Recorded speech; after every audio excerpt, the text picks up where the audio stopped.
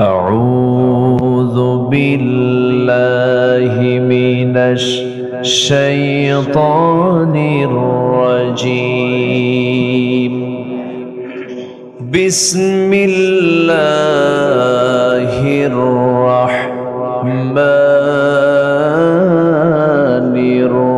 الرحيم إن الله وملائكته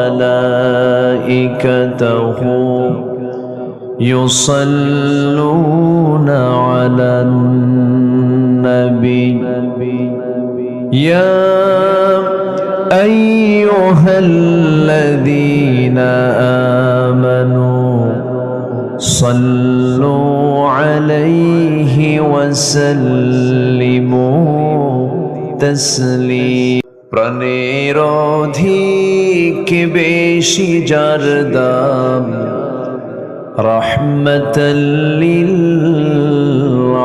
আলামিন জানো কি তোমরা তাহার নাম রাহমাতাল লিল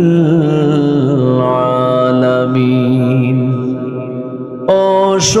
অসহায়ের বুকে যে জন গোপনে করে সওয়ার দুরুদ পড়ে সুবহ ও শাম রাহমাতাল লিল আলামিন গরিবের আহার দিতেন নিজে হয়ে রোজাদার নিয়মর ভালোবাসার খাম রাহমাতাল লিল আলামিন জানো কি তোমরা তাহার নাম রাহমাতাল লিল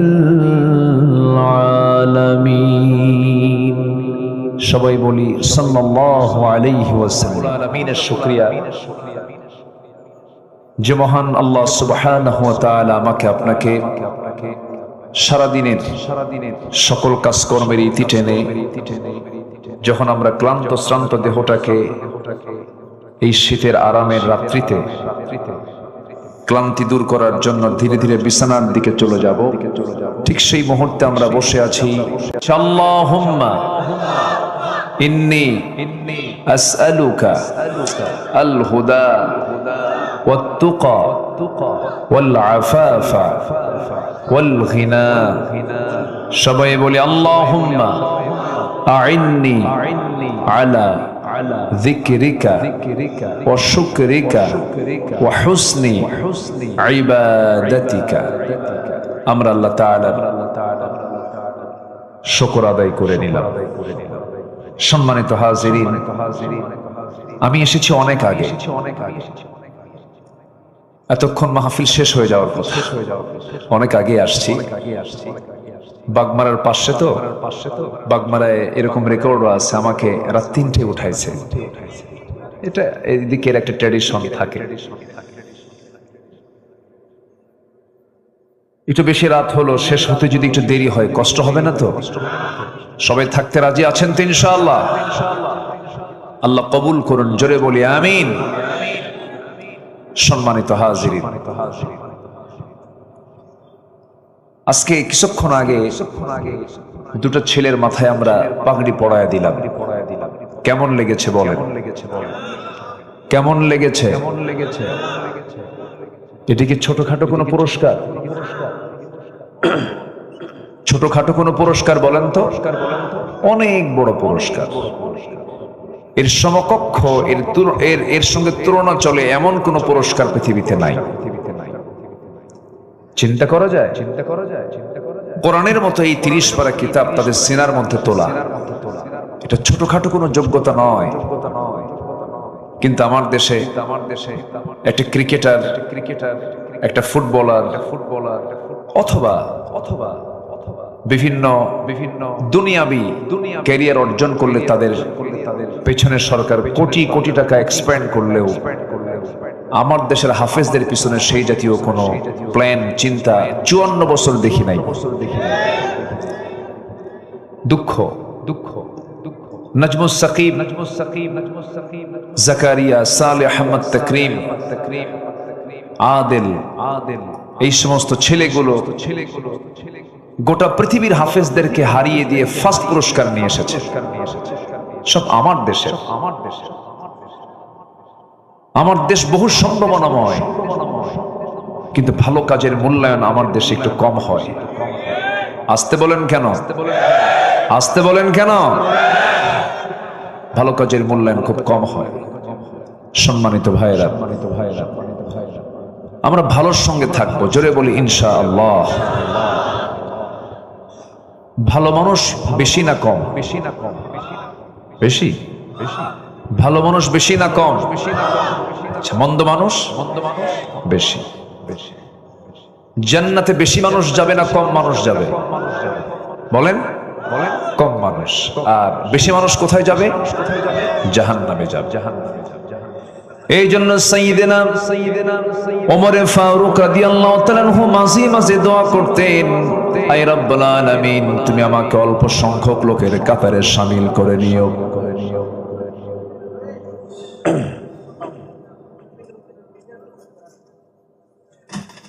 না, এটা দরকার, কিন্তু একটু অসুবিধা হয়। একটু দরকার, তবে একটু মানে অসুবিধা হয়, তাই না? একটু, হ্যাঁ, কোরআন শোনার জন্য একটা আদব লাগে, তাই না? একটা সুন্দর পরিবেশ দরকার। নামাজের পাশে যদি কেউ কথা বলে, এটা ক্ষতি না? বলেন। হ্যাঁ, না, এটাও দরকার, তো এই জন্য কিছু বলতে পারছি না। আমরা সবগুলি ব্যালেন্স করবো, জোরে বলি ইনশাআল্লাহ। জি, আমার সঙ্গে কিছুক্ষণ আগে কথা হয়েছে, খুব শরীফ মানুষ, আলহামদুলিল্লাহ, খুব ভালো লেগেছে। সম্মানিত ভাইয়েরা, ওমর ফারুক রাদিয়াল্লাহু আনহু মাঝে মাঝে দোয়া করতেন, আয় আল্লাহ তাআলা, তুমি আমাকে অল্প সংখ্যক লোকের কাতারে শামিল করে নিও। তার এই দোয়াটা অনেকেই বুঝতে পারলেন না। প্রশ্ন করা হলো, আমিরুল মুমিনিন, আপনি এমন দোয়া করছেন কেন? আমরা বুঝতে পারছি না। তিনি বলছেন, قليلا ما تشكرون قليلا ما تذكرون। অল্প সংখ্যক লোকই মহানবের শুকর আদায় করে, অল্প সংখ্যক লোকই আমার রবের জিকির করে। জান্নাতেও কম সংখ্যক লোক যাবে, সেই জন্য আমি আল্লাহর কাছে বলি, আল্লাহ, তুমি আমাকে অল্প সংখ্যক লোকের কাতারে শামিল করে নাও। তাহলে আমরা কি বেশি লোকের কাতারে যেতে চাই না অল্প লোকের কাতারে যেতে চাই? মাইকওয়ালা একটু টন টন করে, অন্য সাউন্ড চলে আসে, ওই খেয়াল করে কিনা কোথায় আছে, না ঘুমাই গেছে নাকি না আল্লাহ জানে। আমার বন্ধুগণ, সংখ্যাধিক্ষ্যম, অধিকাংশ লোক যেদিকে সেই দিকে যাব, এটা আমার জন্য কোনো সূত্র নয়। আমার সূত্র হলো, আমাকে ভালো কাজের সঙ্গে থাকতে হবে, বেশি লোক হোক আর কম লোক হোক, ঠিক কিনা? ভালো কাজে আমাকে সহযোগিতা করতে হবে। আল্লাহ রাব্বুল আলামিন বলেন, তাআওয়ানু আলাল বিররি ওয়াত তাকওয়া ওয়া লা তাআওয়ানু আলাল ইসমি ওয়াল উদওয়ান। ভালো কাজে, পুণ্যের কাজে তোমরা সহযোগিতা করো পরস্পরে, যেটা পাপ সেই কাজে তোমরা সহযোগিতা করতে যেও না। কিন্তু দুঃখজনক হলো সত্য, আমরা যে সমাজে বসবাস করি, আমরা যে রাষ্ট্রের আজকে নাগরিক, এই রাষ্ট্রে, এই সমাজে, এই জনপদে ভালো কাজ বেশি না মন্দ কাজ বেশি? বলেন বলেন। মন্দ কাজ। ভালো কাজ করাটাই কঠিন। আপনি সুদের বিরুদ্ধে কথা বলবেন, আপনি অচল হয়ে যাবেন। আপনি জেনার বিরুদ্ধে কথা বলবেন, আপনি অচল হয়ে যাবেন, আপনাকে কথা বলতে দেবে না। এই যে আমি এখানে বসে আছি, অনেক ব্যক্তির মাথা ব্যথা হয়ে আছে, হয়তো বা অনেকে চিন্তায় আছেন, হুজুর কোন দিক দিয়ে যেন কি কয়, বিভিন্ন পেরেশানি। আগে তো কথা বলতেই দিত না, যখন বসতাম দুই পাশে কিরামুন কাতিবিন বসে রাখত, বসে থেকে বলতো, হুজুর এমন ওয়াজ দিবেন যে ওয়াজে দুনিয়ার কোনো প্রসঙ্গ আসবে না, আকাশ নিয়ে কবেন আর কবর নিয়ে কবেন, দুনিয়া আমরা দেখে নেব, ওরা মদ খাবে আর আমরা দোয়া করে দেব। এগুলি চলেছে। সেই চিত্র আর আমরা বাংলাদেশে দেখতে চাই না। তরুণ প্রজন্ম পালস বুঝে নিয়েছে, তরুণ প্রজন্ম বুঝতে পেরেছে, আমার আপনার সন্তানরা সিদ্ধান্ত নিয়ে ফেলেছে আগামীর বাংলাদেশকে আমরা সৎ যোগ্য নেতৃত্ব দিয়ে গড়তে চাই। আল্লাহ কবুল করুন, আল্লাহ কবুল করুন, আল্লাহ কবুল করুন। আমি খুব ভয় পাচ্ছি যে আপনারা দৌড় মারেন কিনা। বেশি রাত হয়ে গেছে তো, থাকবেন তো নাকি? রাজি আছেন তো ইনশাআল্লাহ? আপনাদের অনুমতি নিচ্ছি, আমি আলোচনার মধ্যে যাব, আমি ঢুকবো না দোয়া করে দেব? কেউ যাবেন না তো আমার থুইয়া? খুব ভালো, বলি আলহামদুলিল্লাহ, জোরে বলি আলহামদুলিল্লাহ। এই গ্রামের একজন ভাই, অলি ভাই না, যিনি আমাকে দাওয়াত দিয়েছেন, অলিউল্লাহ ভাই, ওনার বাড়ি কোথায়? পাশে। উনি নওগাঁ গাউসুল আজম কামিল মাদ্রাসার লেকচারার, প্রভাষক। তিনি আমাকে বললেন যে আপনি আসবেন, কিন্তু উনি যে আসেন নাই, আমি জানলে তো আসতামই না। হোস্ট নাই, গেস্ট এসে বসে আছে, এমনি মজা করলাম। অত্যন্ত বিনয়ী মানুষ, উনি দাওয়াত দিয়েছেন, আমি এসেছি। আমি আপনাদেরকে দেখে আমি খুব খুশি হয়েছি, আল্লাহ কবুল করুন, জোরে বলি আমিন। কিন্তু আসলাম নাটোরে, কিন্তু কাঁচাগোল্লা পাইলাম, পাইনি, এটা মিস হয়ে গেছে আপনার। সম্মানিত ভাইয়েরা, সম্মানিত বন্ধুগণ, ভালো কাজের সঙ্গে যদি আমরা সম্পর্ক রাখি, মন্দ কাজ এমনি দূর হয়ে যাবে। আমার দেশে একটা শ্রেণী আছে যারা নেতৃত্ব দিচ্ছে, যারা মসজিদের সভাপতি হতে চায়, যাত্রা কমিটির সভাপতি হতে চায়। এই নেতৃত্বকে ছাঁটাই করতে হবে। একই ব্যক্তি মসজিদের প্রথম কাতারে নামাজ পড়ে, আবার নাইট ক্লাবের সভাপতি হয়ে বসে থাকে, মদের বোতলও খায়। আছে কিনা বলেন? এগুলোকে আমাদের ছাঁটাই করা উচিত।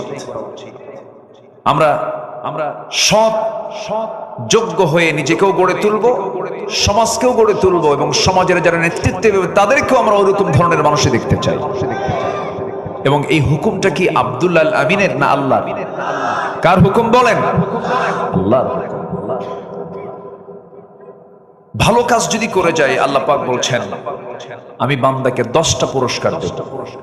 যেরকম সুবহানাল্লাহ, ভালো কাজের 10টা পুরস্কার কোরআনে কারীমের বিভিন্ন জায়গা থেকে আমি খুঁজে খুঁজে বের করেছি। আল্লাহ পাক ভালো কাজের জন্য 10টা পুরস্কার কি দিবেন, আমি একটা একটা করে আজকে খুলে বলবো। আমাকে সময় দিচ্ছেন তো নাকি ইনশাআল্লাহ? আমি কি একটাও বলেছি এখনো? তাহলে কি ওয়াজ কি শেষ না শুরু? আসেন আমরা লাইনে চলে যাই। আল্লাহ কি বলছেন, আল্লাহ কি পুরস্কার দিবেন? নেক আমলগুলো কি? নেক আমলগুলো যা হালাল সব নেক আমল। বলেন যা হালাল সব কি, আর যা হারাম সব কি। এই যে চোঁচো করতেছে, কোথায় মাইক গলা? আরেকটা সাউন্ড হয়, তাই না? যেটা যেটা হারাম হারাম ওটা হচ্ছে বদ আমল, আর যেটা হালাল সেটা কি বলেন? নেক আমল। হারাম ছেড়ে দেব, হালাল ধরবো, জান্নাত আল্লাহর কাছ থেকে বুঝে নেব। সহজ তো, অঙ্ক তো সহজ। অঙ্ক কি কঠিন? কিন্তু বান্দা হালালের দিকে বেশি দৌড়ায় না হারামের দিকে বেশি দৌড়ায়? হারামের দিকে। আল্লাহ রাব্বুল আলামিন হালালটাও ক্লিয়ার করেছেন, আবার হারামটাও ক্লিয়ার করেছেন। কোনটা হালাল কোনটা হারাম? আল হালালু বাইয়িন আল হারামু বাইয়িন। যেরকম বিয়েটা হালাল, বিয়েটা কি বলেন? হালাল। আবার জিনাটা কি বলেন? বলেন বলেন। ব্যবসাটা কি? সুদটা কি? আল্লাহ রাব্বুল আলামিন বলেছেন আহাল্লাল্লাহুল বাই'a ওয়া হারামার রিবা।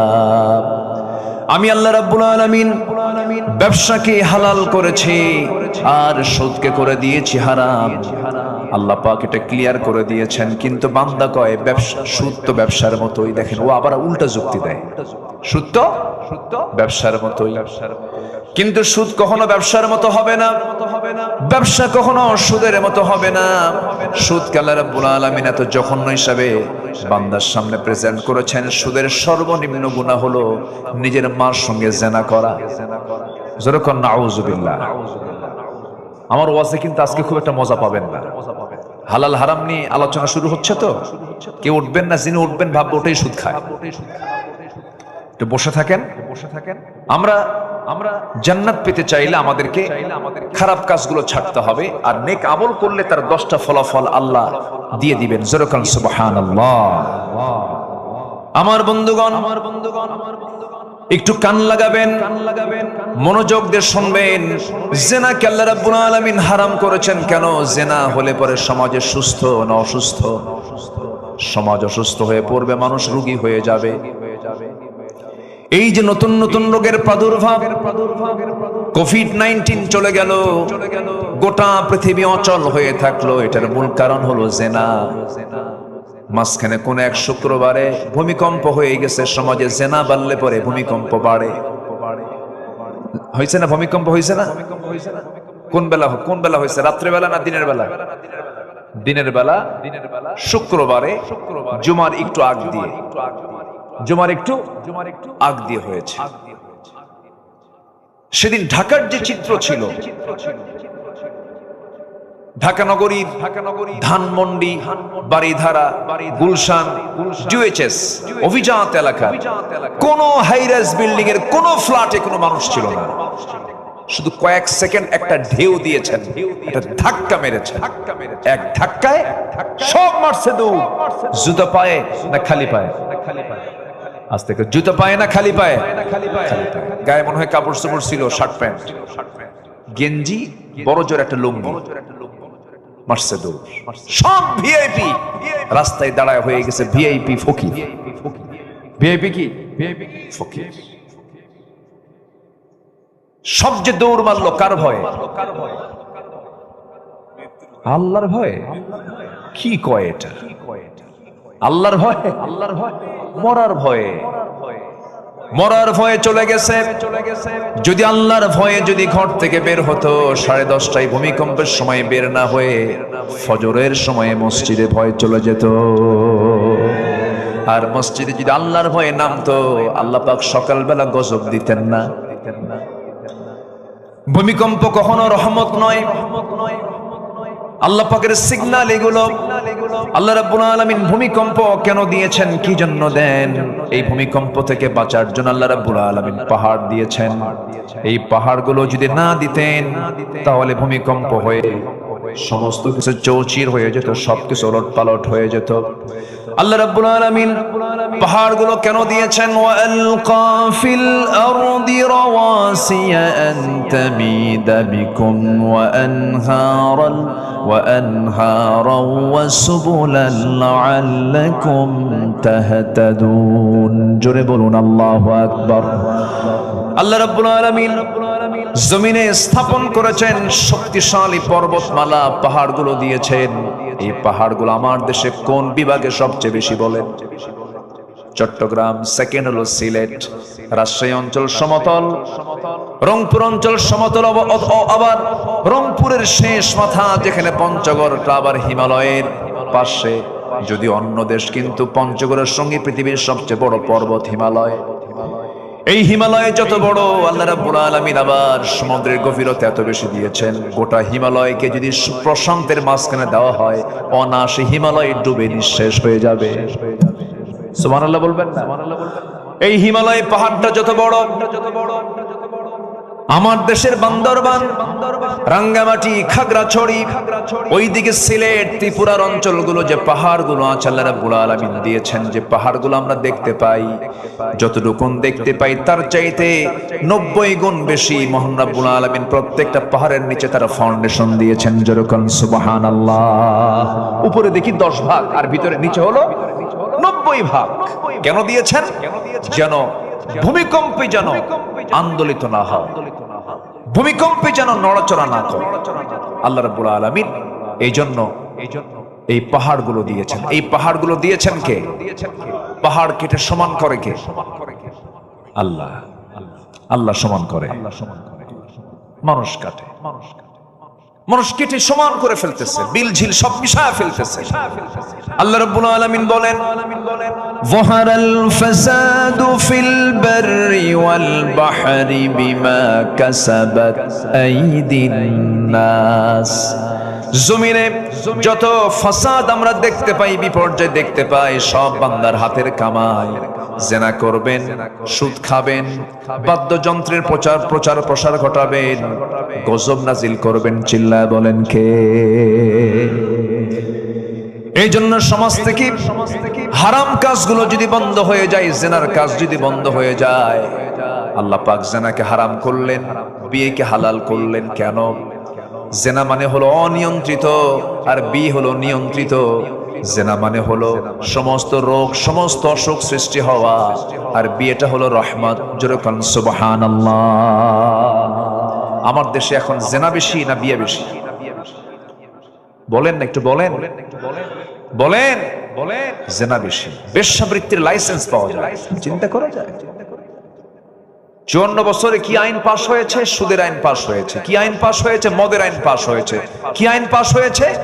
বেশ্যাবৃত্তির আইন পাশ হয়েছে। অপ্রিয় হলেও সত্য কথাগুলো আজকে বলতে হবে আমাকে। রাগ করতেছেন নাকি আপনারা? আমরা আর এগুলো আইন দেখতে চাই না। আমরা দেখতে চাই নামাজের আইন পাশ হলো কিনা। আমরা দেখতে চাই আগামীর সরকারকে নামাজের সরকার। রাগ করতেছেন নাকি আপনারা? এই চিত্র দেখলে কেমন হবে বলেন তো? কেমন হবে? কেমন হবে? ভালো হবে। আল্লাহকে বলেন, আল্লাহ তুমি বলে দাও তো, যদি সমাজে নামাজ চালু হয়, যাকাত চালু হয়, তাহলে কি হবে? কোরআন বলে দিচ্ছে, ولو أن أهل القرى آمنوا واتقوا لفتحنا عليهم بركات من السماء والأرض জোরে বলুন আল্লাহু আকবার। নামাজ যদি চালু হয়ে যায়, যাকাত যদি চালু হয়ে যায়, আমি আল্লাহ ঘোষণা দিলাম, আসমানের সমস্ত রহমত বরকতের দরজা আমি তার জন্য খুলে দেব, সেই জনপদে খুলে দেব। জোরে কোন সুবহানাল্লাহ। কার কথা? আসতে বলবেন না। কার কথা? আল্লাহর কথা। আমার বন্ধুগণ, নেক আমল হচ্ছে সবচেয়ে আমার বড় টার্গেট। জীবনে যেন গুনার পরিমাণটা বেশি না হয়, পরিকল্পিত যেন কোনো গুনাহ না হয়। গুনাহ হবে, গুনাহ হবে না কেন? আমি মানুষ না? মানুষের গুনাহ আছে না নাই? গুনাহ নাই কার? ফেরেশতার। বলেন গুনাহ নাই কার? আমরা কি ফেরেশতা না মানুষ? বলেন ফেরেশতা না মানুষ? কিন্তু দাম কিন্তু মানুষের বেশি। দাম মানুষের বেশি। ফেরেশতার দাম কেমনে হবে? কারণ ফেরেশতার গুনাহ করার যোগ্যতাই নাই, সে গুনাহ করবে কেমনে? কিন্তু বান্দার গুনাহ করার যোগ্যতা থাকার পরও আল্লাহর ভয়ে সে গুনাহ করে না, এই জন্য বান্দার দামটা বেশি। আমার বন্ধুগণ, সবচাইতে সফল জীবন হলো যে বান্দার জীবনে গুনাহ কম, নেক আমলের পরিমাণটা বেশি। তবে গুনাহ কিন্তু প্ল্যান করে করা যাবে না, হঠাৎ করে হয়ে যেতে পারে। কিন্তু হঠাৎ করে হয়ে যাওয়ার সঙ্গে সঙ্গে ভালো বান্দা যারা চোখের পানি ফেলে দিয়ে আল্লাহর কাছে বলবে, আল্লাহ আমারে মাফ করে দাও। রাত যখন গভীর হয়ে যাবে কি করবে?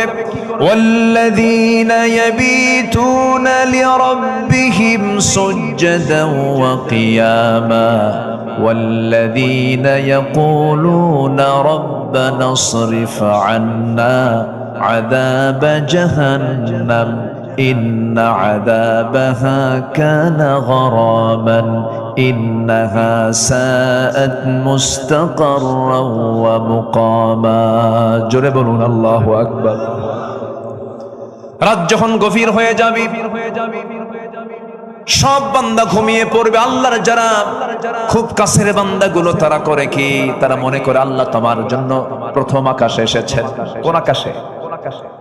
রাত গভীর হলে আল্লাহ পাক প্রথম আকাশে চলে আসেন। আল্লাহ আছেন হলো 7 আকাশের উপরে, তিনি চলে আসেন 12টার পরে প্রথম আকাশের কাছে। আল্লাহু আকবার বলেন। কার জন্য আসে? কার জন্য? আমার জন্য। কার জন্য বলেন? আমার জন্য আসে। এবং তিনি প্রশ্ন করেন, আলা মিন মুস্তাগফিরিন ফাগফির লাহ, কোন ক্ষমা প্রার্থী আছে আমার কাছে ক্ষমা চাবে, আমি তাকে ক্ষমা করে দেব। কি সুন্দর করে আমার আল্লাহ বলেন। এই জন্য আমার বন্ধুগণ, 5 ওয়াক্ত নামাজ তো পড়বই আমরা। একটা ওয়াক্তের নামাজ কখনো বাদ দেব না, তার নাম হলো তাহাজ্জুদ। যে ব্যক্তি তাহাজ্জুদকে কন্টিনিউ করবে, তার 5 ওয়াক্ত নামাজ কখনো কাজা হবে না। তাহাজ্জুদকে আমরা কন্টিনিউ করব। আল্লাহর সঙ্গে সম্পর্ক না সৃষ্টি হলে পরে কখনোই আমি এই দুনিয়ার জীবনে শান্তি পাবো না। হয়তো ভাববেন টাকা থাকলে শান্তি, বউ থাকলে শান্তি, সমাজে নেতা হয়ে গেলে শান্তি না। আপনি চলে যান তাদের কাছে, কোথাও শান্তি পাবেন না। শান্তির জায়গা একটা হলো কার জিকির। আসতে বলবেন না, কার জিকির। আল্লাহ রাব্বুল আলামিন বলেন, ومن أعرض عن ذكري فإن له معيشة ضنكا ونحشره يوم القيامة أعمى قال رب لم حشرتنا وقد كنت بصيرا। এই আয়াতটা আমাকে দারুণ ভাবে ভাবায়। মাঝে মাঝে আমি অস্থির হয়ে যাই আয়াতটা যখন পড়ি, আমার কাছে কেমন যেন লাগে। আল্লাহ পাক খুব শক্ত ভাষায় বলেছেন, আল্লাহ বলছেন যে বান্দা আমার জিকির থেকে আমাকে স্মরণ না করে যে বান্দা নিজেকে দূরে রাখবে, আমি তাকে কিয়ামতের দিন আমি তাকে অন্ধ করে তুলবো, আর দুনিয়ার জীবনটা আমি তার জন্য সংকীর্ণ করে দেব। দুনিয়ায় কোনো শান্তি থাকবে না, অশান্তির আগুনে দাউ দাউ করে জ্বলবে। বউ থাকবে শান্তি নাই, টাকা থাকবে শান্তি নাই, পয়সা থাকবে শান্তি নাই, সন্তান থাকবে গাঁজা খাবে। কি বুঝতেছেন কি আপনারা? অশান্তির আগুনে দাউ দাউ করে জ্বলবে, আমি তার শান্তি উঠায় নেব এবং তাকে কিয়ামতের দিন অন্ধ করে তুলবো। যখন বান্দা বলবে আল্লাহ আমি তো চক্ষুওয়ালা ছিলাম, আল্লাহ বলবেন তুই চক্ষুওয়ালা ছিলি, তুই আমাকে দুনিয়ার জিন্দেগিতে যেমন করে ভুলে গেছিস, আজকের দিন ওয়াকাযালিকাল ইয়াউমা তুনসা, আজকের দিনও তোকে আমি ভুলে গেলাম। আল্লাহ যদি সেই দিন ভুলে যান, শুধু বিপদ না মহাবিপদ, শুধু বিপদ না মহাবিপদ, মহাবিপদ হয়ে যাবে। সেই মহাবিপদ থেকে বাঁচার জন্য আমার আল্লাহর জিকিরটা কখনো এক মুহূর্তের জন্য বাদ দেওয়া যাবে না। একজন খলিফার কথা হঠাৎ করে মনে হয়ে গেল। সেই খলিফার নাম হচ্ছে ওমর ফারুক রাদিয়াল্লাহু তাআলা আনহু। কয় নাম্বার খলিফা? বলেন কয় নাম্বার? কয় নাম্বার? 2 নাম্বার খলিফা ছিলেন। বহুদিন আগে, আজ থেকে 20 বছর হবে প্রায়, এক মাহফিলে বললাম ওমর ফারুককে চিনেন কে? সামনে থেকে একজন দাঁড়ায়, ছোট্ট একটা ছেলে দাঁড়ায় বলে, আমি চিনি। কে? আমাদের বাড়ির দোতলায় ভাড়া থাকে। আমাদের দোতলায় ভাড়া থাকে। এটা কি ভাড়া থাকে অমর? আমি ছোট্ট ছেলেটাকে বললাম তুমি 100-তে 100 পাইছো, তোমার বুদ্ধি যতদূর উত্তর ততদূর। এই অমর তো সেই অমর নন,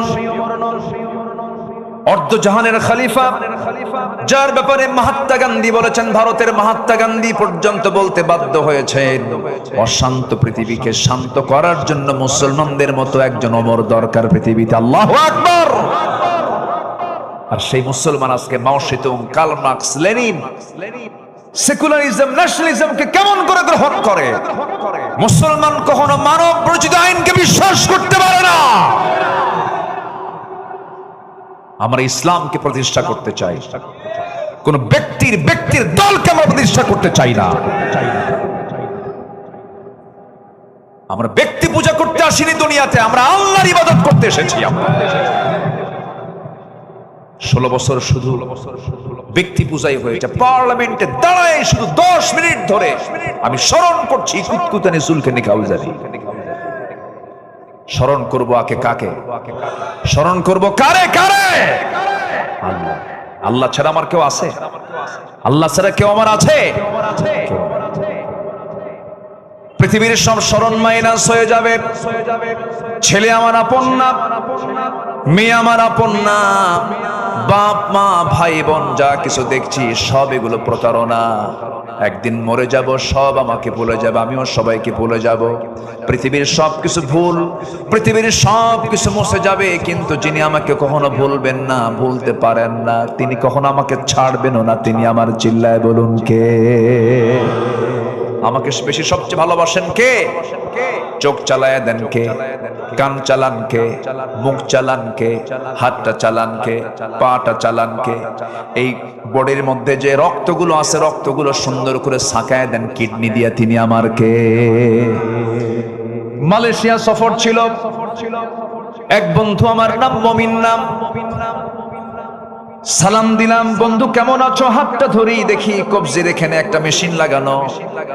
বললাম বন্ধু এটাকে মেশিন এখানে কেমন যেন করে, কি হয়েছে? সে কেঁদে ফেললো। কেঁদে ফেলে বলছে, শত শত কোটি টাকার মালিক আল্লাহ পাক আমাকে বানিয়েছেন, কিন্তু 2টা কিডনি আমার নাই।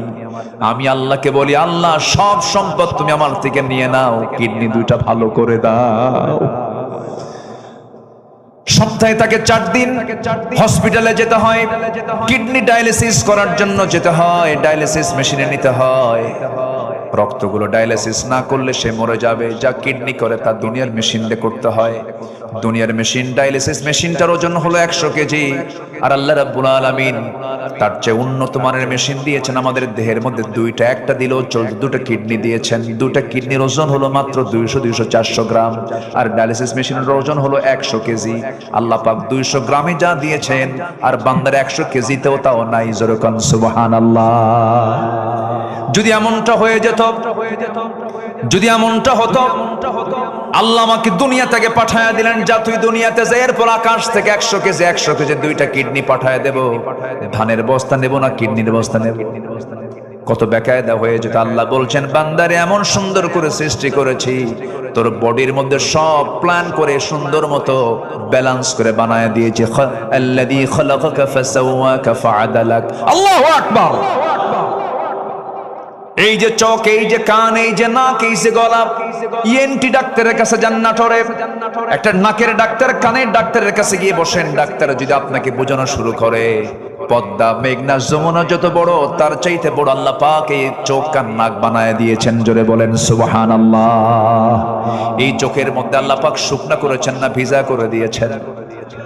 শুকনা। চোখের পানি আছে না নাই? দেখি এক সময় না সব সময়? সব সময় চোখের পলক পড়ছে, প্রতি মিনিটে 15 থেকে 20 বার, আর পানি পড়ছে। এই পানির পরিমাণটাও লিমিট করেছেন, বেশি হলে রোগ হয়ে যায়, আবার কমও হওয়া যাবে না। আল্লাহ রাব্বুল আলামিন ব্যালেন্স করে চোখের পেছনে মেশিন সেট করেছেন। প্রতিদিন 24 ঘন্টায় বান্দার চোখ থেকে 1 মিলিলিটার চোখ থেকে পানি বের করে দেন। মিঠা পানি না লবণ পানি? লবণ পানি দিয়ে দেন। তাহলে লবণ করার জন্য মেশিন আছে না নাই? আছে। আবার কানের মধ্যে চলে যান, কানের মধ্যে ময়লাগুলো আছে, এই ময়লা কিন্তু সেই ময়লা নয়। সকল কানের ডাক্তাররা কিন্তু এই ময়লাটা সাফ করতে নিষেধ করে। অযথা কানে হাত দিবেন না, আল্লাহ রাব্বুল আলামিন এটা ময়লা দেন নাই। এই জিনিসটা দেওয়ার কারণ হলো, কানের ভিতরে রাতের বেলা আপনি ঘুমাতে গেছেন, যদি কোনো হঠাৎ করে কোনো পিঁপড়া, পোকামাকড় যদি ঢুকতে নেয়, কানের ময়লাকে আল্লাহ রাব্বুল আলামিন তিক্ত করে দিয়েছেন। চোখের পানিকে লবণ করেছেন, কানের ময়লাকে তিক্ত করে দিয়েছেন। যদি তিতা না হয়ে যদি মিষ্টি হতো, ঘুম পারতেন আমরা। আপনার পিঁপড়া যেত কানে, পিঁপড়া যেত, কান সাফ করবেন না, ঘুম পারবেন? যদি কোনো পিঁপড়া হঠাৎ করে যদি ভুল করে ঢুকেও যায়, সঙ্গে সঙ্গে যখন দেখে খাবারটা তিতা, না কাম হবে না, বেলাইন চলে আসি, ব্যাক করে। সুবহানাল্লাহ বলবেন না? কানকে সিকিউর করলেন, চোখকে নিরাপত্তা দিয়ে দিলেন, চোখকে হেফাজত করলেন, ভাইরাস থেকে বাঁচার জন্য লবণ দিয়ে দিলেন। ভাইরাস যেখানে লবণ থাকে সেখানে কোনো ভাইরাস থাকে না, কোনো জীবাণু সেখানে বসবাস করতে পারে না। চোখটা সেফ, কানটা সেফ। এবার আপনি আসেন জিহ্বার কাছে। জিহ্বাটা আল্লাহ রাব্বুল আলামিন জোয়ারের মধ্যে রেখে দিয়েছেন। জোয়ার না ভাটা? জোয়ারে রেখে দিয়েছেন। আপনার সামনে যদি একটা তেঁতুল সামনে রেডি করা হয়, লাফ মেরে বের হয় ভিতর থেকে, একদম মানে কি লালা কেমনে, কেমন করে যায়, কেমন করে চট মেরে চলে যায়, দেখেন এই যে সুন্দর করে চলে যায়। তাহলে এটা কি জোয়ার আল্লাহ পাক দিয়েছেন? দেখেন, হয়তো এখন তেঁতুলের কথা কইছি, হয়তো অনেকের বাড়ি বের হওয়া শুরু হয়ে গেছে। কিভাবে আল্লাহ পাক মেশিনগুলোকে সেট করেছেন। তাহলে কানেরটা তিতা, চোখেরটা কি বলে লবণ, আর জিহ্বারটা হলো স্বাদহীন, কোনো স্বাদ নাই। যদি মিষ্টি হতো তাহলে মিষ্টির স্বাদ পেতাম, যদি টক হতো টকের স্বাদ পেতাম না, যদি এটা ঝাল হতো ঝালের স্বাদ পেতাম না। আল্লাহ পাক এটাকে নিউট্রাল করে স্বাধীন করেছেন। যে খাবারই দেয়, ব্রেনে কি সিগন্যাল দেয়, পশু হত্যা। কেউ তো সুবহানাল্লাহ বললেন? এই যে হাজার প্রকারের স্বাদ আল্লাহ রাব্বুল আলামিন জিহ্বার ভিতরে দিলেন। আল্লাহ বলছেন, আলাম নাজআল লাহু আইনাইনি ওয়া লিসানান ওয়া শাফাতাইনি ওয়া হাদাইনাহুন নাজদাইন। জোরে বলুন আল্লাহু আকবার। বান্দারে এত কিছু তোরে দিয়ে দিলাম, বান্দা আমার জিকির করবি না কেন? ওমর ফারুকের কথা মনে হলো, তিনি দুনিয়া থেকে বিদায় নিচ্ছেন। জিকির কাকে বলে একটু বোঝানোর জন্য আমি তার প্রসঙ্গ নিয়ে আসলাম। সারা জীবন তিনি দোয়া করেছেন, আয় রাব্বুল আলামিন, আল্লাহুম্মা রযুকনি শাহাদাতান ফি সাবিলিক ওয়াজআল মাউতি ফি বালাদি রাসূলিক। তিনি সারা জীবন দোয়া করেছেন, আল্লাহ তুমি আমাকে শহীদের দরজা দান করো, আর নবীর শহরে তুমি আমার মৃত্যুটা দিয়ে দিও। এই দোয়া তিনি প্রায় করতেন। আল্লাহ রাব্বুল আলামিন তার দোয়াটা কবুল করলেন। যদিও মদিনার প্রেক্ষাপটে সেই সময় মদিনায় কোনো যুদ্ধ হওয়ার সম্ভাবনা ছিল না, কারণ বদর হয়ে গেছে, উহুদ হয়ে গেছে, খন্দক হয়ে গেছে, বড় বড় যুদ্ধ হয়ে গেছে, তিহামা অঞ্চল দখল হয়ে গেছে। এখন যুদ্ধ হলে দেশ বিজয়ে যুদ্ধ হবে, কিন্তু মদিনার আশেপাশে কোনো যুদ্ধ লাগবে না। কিন্তু তিনি দোয়া করতেন, আল্লাহ তুমি আমাকে মদিনায় মৃত্যু দিও, শহীদে মওত দান করো। আল্লাহ পাক তার এই দোয়াটাই কবুল করলেন। তিনি করলেন কি, কোন এক ফজরে তিনি নামাজ পড়তে গেলেন। ওমরে ফারুক নামাজ পড়তেন না পড়াতেন? বলেন, পড়তেন না পড়াতেন? তিনি দেশের নাগরিক ছিলেন না শাসক ছিলেন? তিনি একজন শাসক, আবার তিনি আবার মসজিদের ইমাম। তাহলে মসজিদের ইমাম হবে দুইজন না একজন? বলেন, দুইজন না একজন? যিনি শাসক হবেন তিনি ইমাম হবেন। আমরা সামনের শাসককে আমরা ইমামওয়ালা শাসক দেখতে চাই, ঠিক কিনা? এই এক বাক্যের মধ্যে বহু সিগন্যাল আছে। আমার কথা কি বোঝা গেল? বোঝা গেল? বোঝা গেল? বিগত সময় দেখেছি কি বক্তব্য। আগামীকাল ঈদুল আজহার জানাজা নামাজ, শোনেন নাই? শোনেন নাই? এগুলো শোনেন নাই? পার্লামেন্ট এমপি কারি সাহেব যায় নাই, তেলাওয়াত করার দায়িত্ব দিছে স্পিকার। কেউ তো নাই, কারি সাহেব আসে না, আপনি কি তেলাওয়াত করেন? এমপি কি তেলাওয়াত করতে দিছে? কেল হে আল্লাহ হে হে, শয়তান কই তোরছে আমার তেলাওয়াত ভালো আছে। এই সমস্ত অযোগ্য নেতৃত্বের মুখে আমরা জুতা মারি, থুতু মারি। রাগ করছেন? রাগ করা যাবে না। ভুল বারবার করা যাবে না। ভুল বারবার করলে বিপদ হয়ে যাবে। ভুল আর আমরা করব না। জোরে বলি ইনশাআল্লাহ। আকলমন্দ ইশারা ভাষা। সচেতন ব্যক্তির জন্য ইঙ্গিতগুলোই যথেষ্ট, বেশি কিছু লাগে না। একটু বুঝি, আমরা বোঝার চেষ্টা করি। আচ্ছা বলেন তো, আপনার ইমাম যদি গাঁজা খায়, আপনি কি নামাজ পড়বেন তার পিছনে? আপনি বলবেন আমি না হয় মদ খাই, হুজুর কেন গাঁজা খায়? ইমামকে কত কি দেখি আমরা। ইমামের দাড়ি ছোট হলে বলে হুজুরের তাকওয়া ঠিক নাই, দাড়ি ছোট ফাঁসে হুজুর। কি ঠিক কিনা বলেন? একটা ইমামের মাথা থেকে পা পর্যন্ত সব অনুবীক্ষণ যন্ত্র দিয়ে দেখি হুজুরের কোনো দোষ আছে কিনা।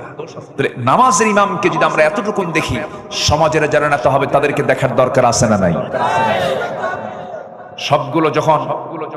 সবগুলো যখন নির্বাচন আসে, এত দরবেশ হয়, মাথার চুল দেখা যায় না, টুপি সাদা টুপি, সাদা পাঞ্জাবি, সাদা পায়জামা, দাড়ি খোসা খোসা কদম ফুলের মতো, আতর 4-5টা লাগায়, ঘাড়ের উপর একটা হাজির রুমাল নিয়ে গাম যায় নামাজ হাতে নিয়ে আসরের নামাজ 5 বার পড়ে। আছে না নাই? সম্মানিত ভাইয়েরা, আমরা নামাজ পড়বো একদিন না সব দিন? আমরা নামাজ পড়বো একবার না 5 বার? আমরা নামাজ পড়বো সারা বছর না সারা বছর একদিন? সারা বছর। কয়বার নামাজ হবে দিনে? বলেন, দিনে রাতে কয়বার? 5 বার। আমার বন্ধুগণ, ওমরে ফারুক রাদিয়াল্লাহু তাআলা আনহু একদিকে শাসক, আরেকদিকে ইমাম।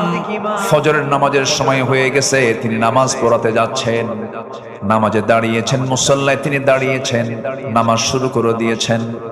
প্রথম রাকাত হয়ে গেছে, দ্বিতীয় রাকাতে নামাজ পড়তে নিয়ে হঠাৎ করে রুকুতে গেলেন। এক শত্রু এসে তার ডান দিকে এসে তার পেটের মধ্যে চাকু ঢুকায়া দিল। যখন বিষ মিশ্রিত চাকু যখন ঢুকায়া দিয়েছে, বিষাক্ত চাকু যখন ঢুকায়া দিয়েছে, তখনও তিনি ধরাশয়ী হন নাই, সতর্ক হয়ে দাঁড়ায় গেছেন। কিন্তু বুঝে ওঠার আগে আবার তাকে ধরে তল পেটে 2টা স্টেপ মেরে দিয়েছে। ভুঁড়ি আংশিক বের হয়ে গেছে ওমরে ফারুক রাদিয়াল্লাহু আনহু। তিনি আর নিজেকে নিয়ন্ত্রণ করতে পারলেন না। রক্তাক্ত অবস্থায় তিনি মসজিদে নববীর ভিতরে পড়ে গেলেন। যখন তিনি পড়ে গেলেন, এই সময় সেন্স ছিল না কয়েক ঘন্টা। সেন্স ফিরে পেলেন, সকালবেলা হয়ে গেল। চোখটা মিলেই দেখেন তার কলিজার টুকরার সন্তান আব্দুল্লাহর সামনে দাঁড়ানো। আব্দুল্লাহকে দেখে বলছে, আব্দুল্লাহ রে কান্দো কেন? কেঁদো না, আমার জন্য পানি আনো তো। 1 গ্লাস পানি আনা হলো। 1 গ্লাস পানিটা ওমরে ফারুক দেখেই বলছেন, আব্দুল্লাহ এই পানি কিসের জন্য এনেছো? আপনার পানির জন্য এনেছি, আপনি পান করুন। না রে আব্দুল্লাহ, আমার কোনো তৃষ্ণা নাই, আমার তৃষ্ণা হলো ফজর নামাজ তো হয় নাই, ওযুর পানি নিয়ে এসে দাও। জোরকান সুবহানাল্লাহ। এটার নাম জিকির, এটার নাম কি বলেন? জিকির। ওযুর পানি এনে দাও, ওযুর পানি এনে দেওয়া হলো। কষ্ট করে তিনি ওযু বানালেন, ভুঁড়িটা বের হওয়া, গামছা দিয়ে ভুঁড়িটা বাঁধলেন, গামছা দিয়ে পেটটা বাঁধলেন, নামাজে দাঁড়ায় গেছেন, কিন্তু পারলেন না, মাথা চক্কর মেরে পড়ে গেলেন। শুয়ে ইশারা করে নামাজটা পড়ার পরে বলছে, আব্দুল্লাহ কেঁদো না, কান্দো কেন? তোমার বাবার তো সারা জীবনের দোয়া আজকে কবুল হয়ে যাচ্ছে। তোমার বাবার দোয়া হলো আমি যেন শহীদ হয়ে যেন মদিনায় যেন মারা যাই। আজকে আমি বড় ভাগ্যবান। আমাকে যে আঘাত করেছে সে কোনো মুসলিম নয়, সে একজন অগ্নি পূজক, আবু লুলু মাজুসি, সে আমাকে অ্যাটাক করেছে। আমি একজন অগ্নি পূজকের হাতে শহীদ হয়ে যাচ্ছে। আমি আল্লাহর দরবারে দারুণ কৃতজ্ঞ। আল্লাহ তুমি আমাকে শহীদের কাতারে শামিল করে নিও। আব্দুল্লাহ তুমি আমাকে হাসি মুখে বিদায় করে দাও। এই কথা বলি বলছেন, আব্দুল্লাহ কেন্দো না, আব্বা আপনার জন্য ডাক্তার নিয়ে আসছি। ডাক্তার সামনে বসে গেলেন। ডাক্তার বসেই বলতেছে, আমিরুল মুমিনিন আপনার জন্য আমি এক গ্লাস দুধ এনেছি, আপনি পান করুন। বিসমিল্লাহ বলে তিনি দুধ পান করলেন, কিন্তু দুধটা পেটের মধ্যে থাকলো না, স্টমাকে রাখতে পারলেন না, কারণ পেটটা ফুটো হয়ে গেছে। ফুটো পেট দিয়ে সব দুধগুলো বাইরে বের হয়ে গেছে। ডাক্তারের জিহ্বায় কামড় মেরে বলছেন, ইন্না লিল্লাহ, আমরা কিছুক্ষণের মধ্যে আমরা খলিফাতুল মুসলিমিনকে হারায় ফেলবো, তিনি আর বাঁচবেন না, কোনো উপায় নাই। ওমর ফারুক মুস্কি হাসি মেরে বলছেন, ওরে ডাক্তার তুমি আমাকে বাঁচাবা কেমনে? তুমি তো আমাকে আর বাঁচাতে পারবে না, কারণ নাকের মধ্যে ওমর জান্নাতের ঘ্রাণ পাওয়া শুরু করেছে। জোরে বলেন সুবহানাল্লাহ, আরো জোরে বলেন সুবহানাল্লাহ। সাইয়েদনা ওমর ফারুক রাদিয়াল্লাহু তাআলা আনহু এরপরে বলছেন, আব্দুল্লাহ আমার জীবনে একটা বড় শখ, 2 বছর আগে আমার হাতে আমার ভাই বকরকে নবীর কবরের পাশে তাকে শোয়া দিলাম। তার কত বড় ভাগ্য, সৌভাগ্য, আমার নবীর পাশে সে ঘুমাচ্ছে। আমার বড় শখ আমি নবীর পাশে ঘুমাবো, কিন্তু জায়গা তো আমার না। জায়গার মালিক হচ্ছেন আম্মাজান আয়েশা সিদ্দিকা রাদিয়াল্লাহু তাআলা আনহা। তিনি যদি আমাকে না দেন আমি কেমন করে যাব, কেমন করে সেখানে ঘুমাবো? আব্দুল্লাহ একটু যাও তো, আমি রক্তাক্ত অবস্থায় পড়ে আছি, আমি যেতে পারছি না, তুমি একটু গিয়ে বলো আমার আব্বারই অবস্থা, আপনার কাছে এই প্রস্তাব দিয়ে আমাকে পাঠিয়েছে। তার কলেজের টুকরা আব্দুল্লাহ গিয়ে যখন এই জাতীয় প্রস্তাব যখন দিয়ে ফেললেন, আম্মাজান আয়েশা চোখের পানিতে সয়লাব হয়ে গেছেন, কাঁদতে কাঁদতে বেকরার হয়ে গেছেন। আহারে, অর্ধ জাহানের শাসনকর্তা ওমর ফারুকের মতো মানুষ আমার কাছে সামান্য একটা জায়গার জন্য আবদার করতেছে। আমার কবরের জায়গাটা আমি বিশ্বজাহানের খলিফা ওমর ফারুকরে দান করে দিলাম। আমার বন্ধুগণ, এই ছোট্ট ইতিহাস থেকে আমি যে বিষয়টা বোঝাতে চাচ্ছিলাম, যত কিছুই হোক না কেন সবাইকে ভুলবো, কিন্তু ভুলবো না যাকে, তিনি আমার চিল্লায় বলুন কে? কাকে ভোলা যাবে না? সবচেয়ে শ্রেষ্ঠ সৎ আমল, নেক আমল হলো এই নেক আমলটা। আল্লাহকে যদি জিকির করি, আল্লাহকে যদি স্মরণ করি, আল্লাহর আইন কানুন যদি মেনে চলি, আমার দ্বারা কখনো খারাপ কাজ হতে পারে না, আমার দ্বারা কোনো অন্যায় কাজ হতে পারে না। কারণ আমার জীবনের সবচাইতে বড় রাজসাক্ষী যিনি, তিনি আমার কে? আমার অন্তরের খবরটাও রাখেন কে? আল্লাহ তাআলা। কোরআনের আলোকে এই নেক আমলের 10টা শ্রেষ্ঠ ফলাফল একটাও এ পর্যন্ত বলি নাই। নাম্বার 1 একটু শিখে নেই। আল্লাহ রাব্বুল আলামিন বলছেন, যারা সৎকর্ম করে দুনিয়া থেকে বিদায় নেবে তাদের 1 নম্বর ফলাফল হলো আল্লাহ তাদেরকে ভালোবাসবেন। যেরকম সুবহানাল্লাহ। তাহলে আল্লাহর ভালোবাসা পাওয়ার জন্য কোন আমল লাগবে বলেন? বা বলেন, সৎ আমল না বদ আমল? বনের সম্পত্তি মেরে খাওয়া ভালো কাজ? এই এলাকায় কি বনের সম্পত্তি মেরে খায়? হ্যাঁ, খুব কম। খুব কম নাকি না খুব বেশি? খাওয়ার পরিমাণ কম না বেশি বলেন? খুব বেশি। গ্রামের মাতব্বরও দুষ্ট কম না, বুঝলেন? মাতব্বরদের আগে কানে কানে বলে আসে, শোনেন বিচারটা এটা করে দিবেন। ঘুষও খায়, এ আছে না নাই? পার্থিব স্বার্থকে প্রাধান্য দিতে গিয়ে আপনি বনের সম্পত্তি বন যা পেত তার ব্যবস্থা না করে আপনি মিথ্যা একটা ফয়সালা দিয়া বনকে মাহরুম করলেন। আপনি বিচারক হয়ে আপনাকে জাহান্নামে যেতে হবে। ভাইগুলো চালাক। বনের সম্পত্তির উপরে লাগানো ধান, সেই ধান বিক্রি করে ওমরায় যায়। কই যায়? ওমরায় যায়। উমরায় যায়া আজওয়া খেজুর কেনে, জমজম পানি সবকিছু নিয়ে বোনের জন্য আবার এক ভরি স্বর্ণের চেন দিয়া 2 ভরি স্বর্ণের চেন নিয়ে চলে আসে। ভাবে যে একটু বোনকে দেই, বোন পাবে 1 কোটি টাকার জায়গা, আর বোনের জন্য কিনছে একটা চেন আর আজওয়া খেজুর আর জমজম পানি আনছে। জমজম পানি এনে আজওয়া খেজুর এনে বাড়িতে ঢোকার সঙ্গে সঙ্গে বোনকে ফোন দিয়ে বলে, বোন কোথায় আছো, তাড়াতাড়ি আসো, আমি তোমার জন্য, আমি তোমাকে দেখার জন্য ব্যাকুল, তাড়াতাড়ি আসো। বোনকে ডেকে আনে, বোনকে পাশে বসায় বলে, বোন আমার, মক্কার যে জায়গায় বসেছি তোমার জন্য দোয়া করেছি, মাতাফে বসেছি দোয়া করেছি, হেরাম বেদে তোয়াফ করেছি দোয়া করেছি, মক্কায় দোয়া করলাম, মদিনায় দোয়া করলাম, তোমার জন্য এই আজওয়া খেজুর আনছি, তোমার জন্য জমজম কুবের পানি আনছি, আর সোনার মদিনা থেকে তোমার জন্য সোনার একটা চেন নিয়ে আসছি। বোন মাথাটা নিচু করে তোমাকে পড়ায় দেই। বোন তো দারুণ খুশি, ভাই আমাকে খুব ভালোবাসে। চেন টেন পড়ায় দিয়াম, খেজুর আর আজওয়া আর জমজম পানি খাওয়ায় দেবার পাশে বোনকে বসায় বলে, বোন একটা কথা বলবো। কি ভাই বলো। একটা কথা বলবো, রাগ করবা না তো? না, অংশ নিলে কিন্তু ধ্বংস হয়। কত বড় বদমাইশ। এতক্ষণ ধরে সে যে ওমরার প্ল্যানে গেছে ওমরা করতে, এই যাওয়া আসার মূল টার্গেট হলো কি বলেন,